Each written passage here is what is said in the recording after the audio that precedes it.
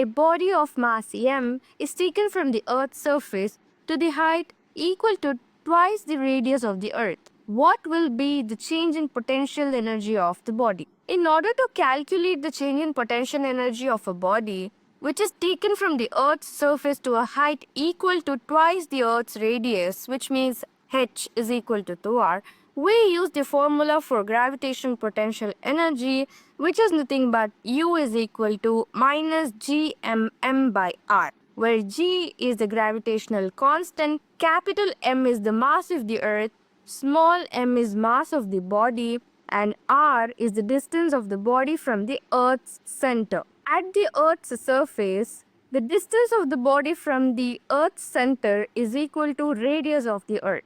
Therefore, we get initial potential energy given by U initial is equal to minus gmm by r. At height h is equal to 2r, the distance from the Earth's center is r is equal to r plus h, and h is equal to 2r. Therefore, we get r is equal to r plus 2r, which is nothing but 3r. The potential energy at this point is U final is equal to minus gmm by 3r. The change in potential energy is given by delta U is equal to final potential energy minus initial potential energy. Now, substituting U final and U initial in this formula, we get delta U is equal to minus gmm by 3r minus of minus gmm by r. On simplifying and taking common denominator, we get delta U is equal to gmm by r into 2 by 3. Now substituting the value of gm as gr square,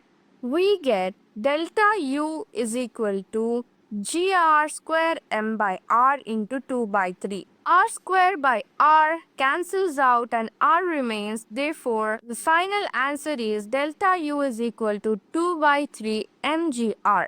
And the correct answer is option A, 2 by 3 mgr.